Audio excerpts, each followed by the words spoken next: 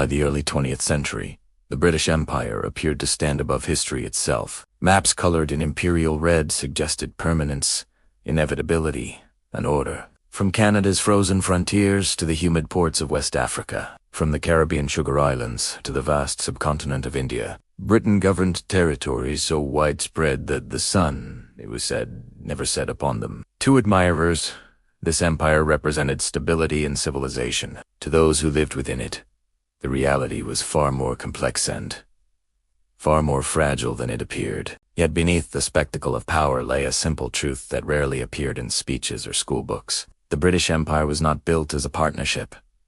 It was built to extract wealth, raw materials, labor, and strategic advantage were systematically drawn from colonies and funneled back to the British Isles. The empire's vast administrative machinery existed for one overriding purpose: to ensure Britain's economic and geopolitical dominance in an increasingly competitive world. And for a long time, that system worked almost too well. What made the empire seem so strong was not just its size, but its efficiency. Each territory was assigned a role within the imperial economy. India provided cotton, tea, manpower, and taxes. West Africa supplied palm oil, cocoa, and minerals. The Caribbean produced sugar and rum. The Middle East offered oil and strategic routes linking Europe to Asia.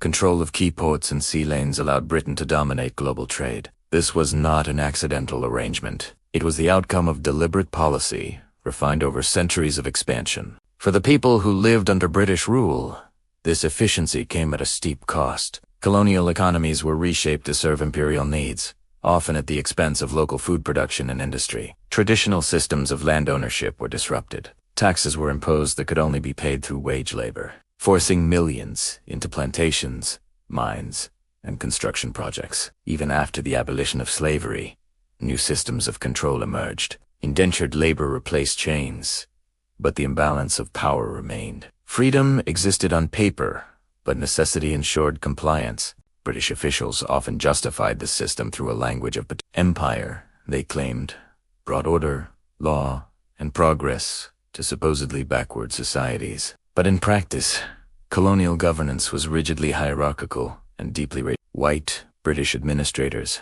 occupied positions of authority. Indigenous populations were ruled, categorized, and managed. Political participation was limited or non-existent. Equality was not the goal. Stability and profit were. The empire functioned smoothly as long as its authority went unchallenged. As long as trade flowed, taxes were collected, and resistance remained manageable. The system appeared unshakable. But global conflict had a way of testing structures built on inequality. When Europe slid into war in 1914, the British Empire was suddenly forced to reveal how it truly operated under pressure. The First World War transformed the empire from a system of extraction into a machine of total mobilization. Britain did not fight alone. It could not afford to. Millions of men were required, and the British Isles could not supply them all. The answer lay in the empire itself, from India, Africa, the Caribbean, and beyond.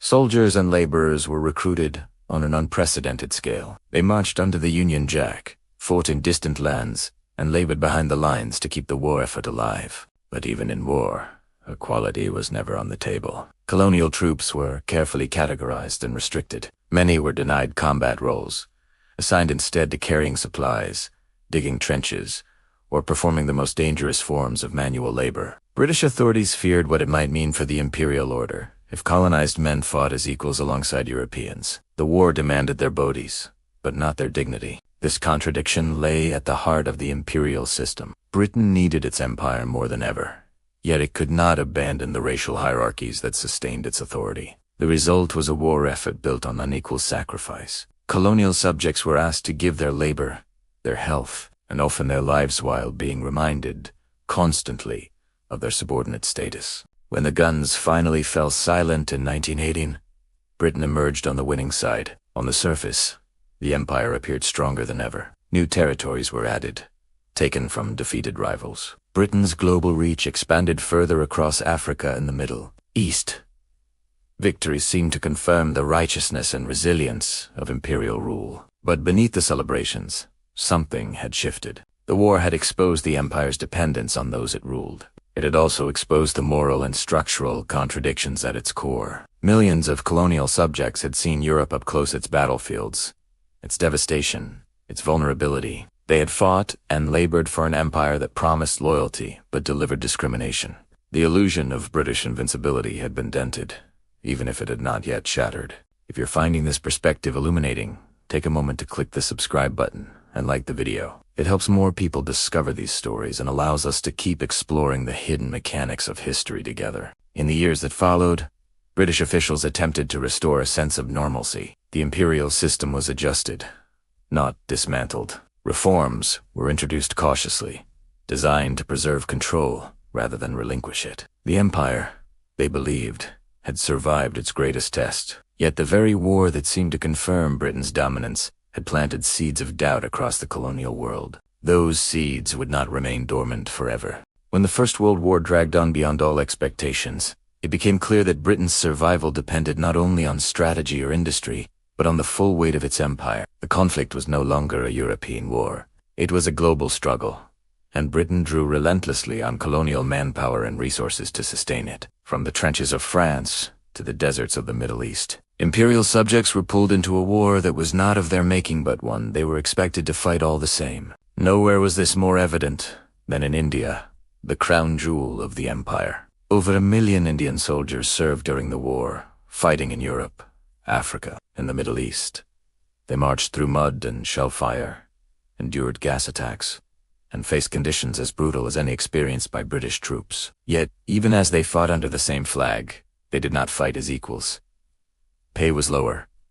Promotion was limited. Command remained overwhelmingly white. The empire demanded loyalty, but it rationed respect. Africa, too, was drawn deeply into the war. Hundreds of thousands of African men were conscripted or coerced into service as soldiers, porters, and laborers. In East Africa, the war against German forces became a campaign of exhaustion, fought not only with bullets but with forced marshes, disease, and starvation. Porters carried supplies through jungles and mountains, often without adequate food or medical care. Many never returned home.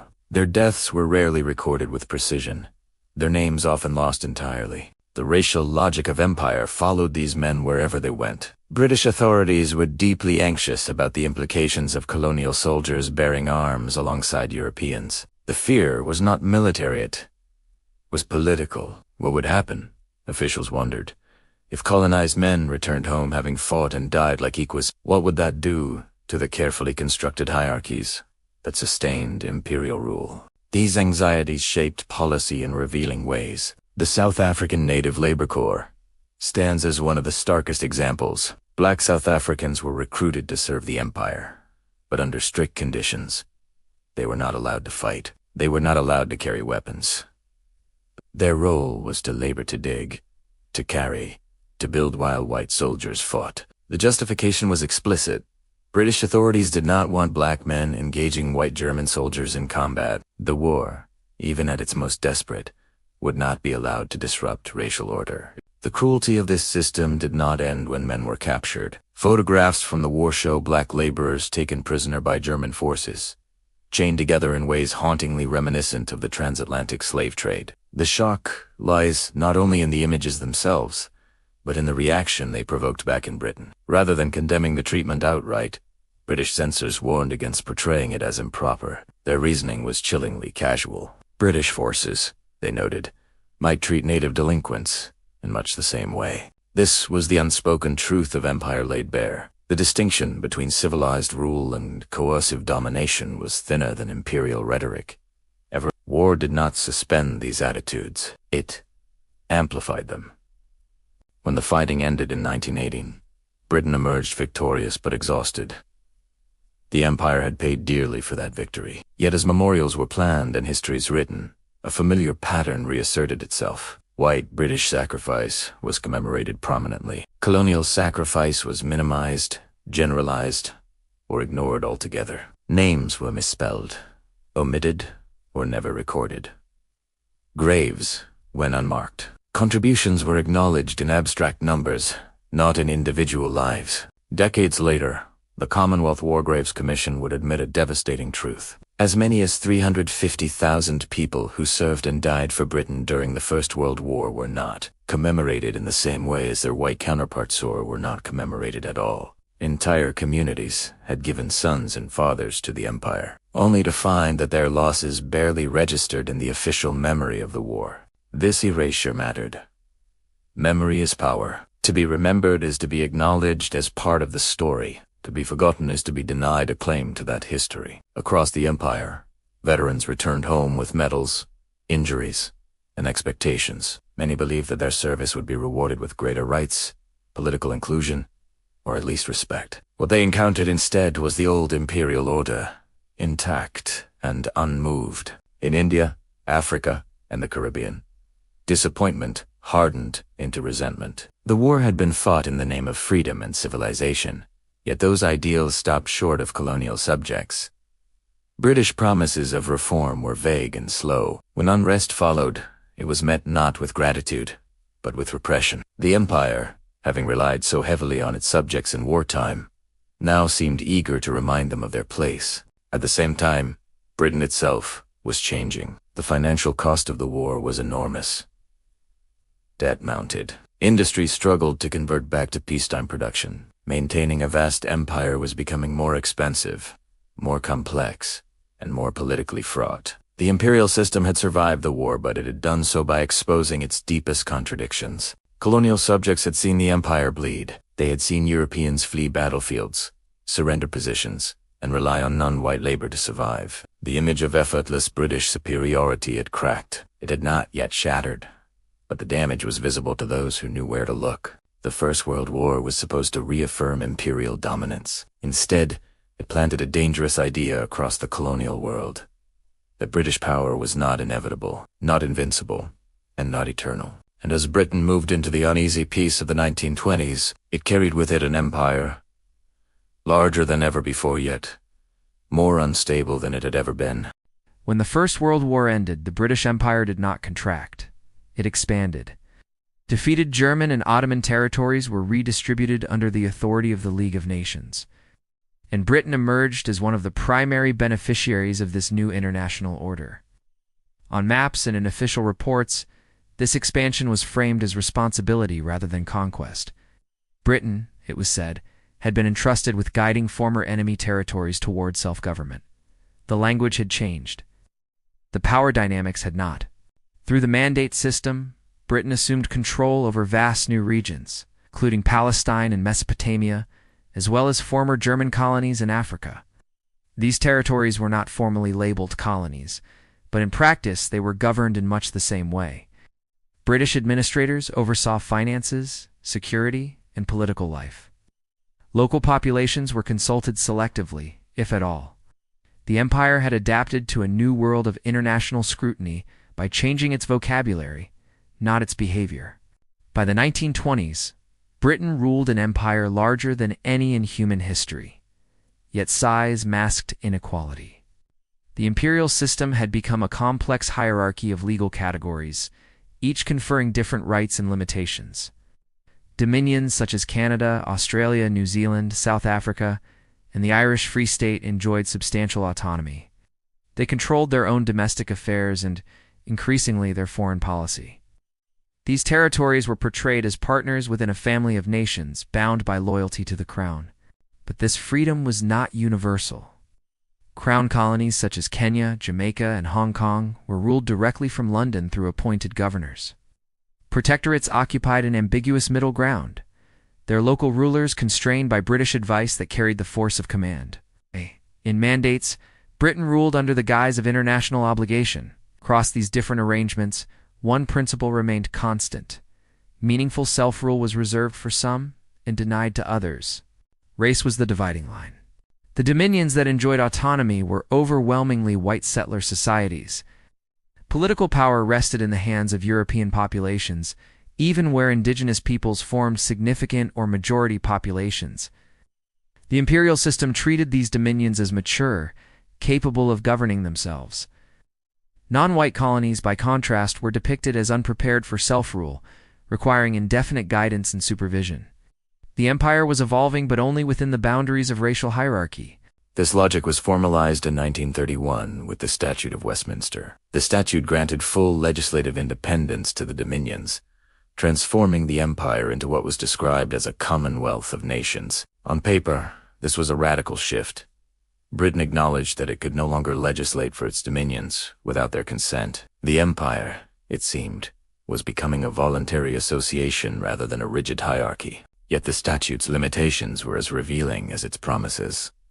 It applied almost exclusively to white-governed states. India, Africa, the Caribbean, and much of Asia remained excluded. Even within the dominions themselves, indigenous populations were not the beneficiaries of this newfound autonomy. Self-rule existed, but only for those deemed racially and culturally fit to exercise it. For colonial subjects elsewhere, the message was unmistakable. Loyalty and sacrifice did not guarantee equality. The empire was willing to loosen its grip, but only where its authority was already secure in familiar hands. Elsewhere, demands for reform were met with delay, deflection, or repression. Nationalist movements, many led by veterans of the First World War, began to organize and articulate their demands more clearly. They spoke the language of rights, representation, and self-determination, the very ideals, but it didn't claim to defend. British officials, however, remained confident. The empire, they believed, had weathered its storm. Its administrative flexibility, economic reach, and naval power would see it through future challenges. The losses of the First World War were tragic, but manageable. The system had bent, not broken. If you're finding this story compelling, now is the perfect moment to like the video and subscribe to the channel. It helps this history reach a wider audience and supports deeper explorations into how global power truly worked behind the scenes. But beneath this confidence lay growing vulnerability. Maintaining such a vast and unequal system required constant resources and unquestioned authority. Britain's economy was strained. Its military commitments were global, and across the empire, millions of people were watching closely. They had seen reform granted selectively.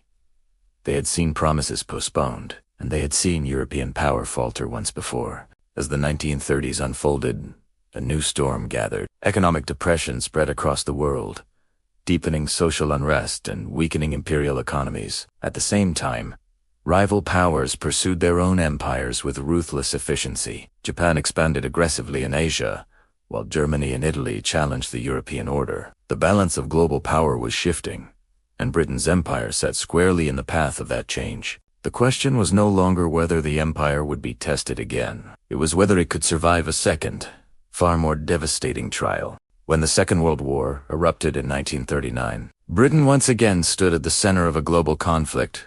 By peacetime, the foundations beneath it were far weaker. The empire still looked vast on maps, still commanded sea lanes, still possessed colonies rich in resources and manpower. Yet behind the familiar symbols of imperial strength lay a dangerous reality. Britain could no longer fight, survive, or win without total dependence on its empire. From the very beginning, the war was an imperial war. Food, oil, rubber, metals, soldiers, sailors, and airmen flowed toward Britain from across its global possessions. India became the backbone of Britain's war effort in Asia and the Middle East. African colonies supplied raw materials and labor. Caribbean ports and bases secured Atlantic supply lines. The empire was not merely supporting Britain, it was sustaining it. The British Empire had been designed to extract and control, not to defend itself evenly across continents. When faced with a highly organized, rapidly expanding Japanese empire in Asia, Britain's overstretched defenses collapsed with shocking speed. One by one, imperial strongholds fell. Hong Kong surrendered. Malaya crumbled. Burma was lost. Each defeat stripped Britain of territory, resources, and most damaging of all prestige. For generations, British rule in Asia had rested on a powerful assumption that European military strength was unquestionable. British officers, administrators, and businessmen derived authority not only from law, but from the belief that resistance was futile. Japanese victories shattered that illusion in a matter of months. Asian populations watched as British forces retreated, surrendered, and fled, something that imperial ideology had long insisted could never happen. The symbolic heart of this collapse was Singapore. For decades, Singapore had been advertised as an impregnable fortress, the keystone of British power in Southeast Asia.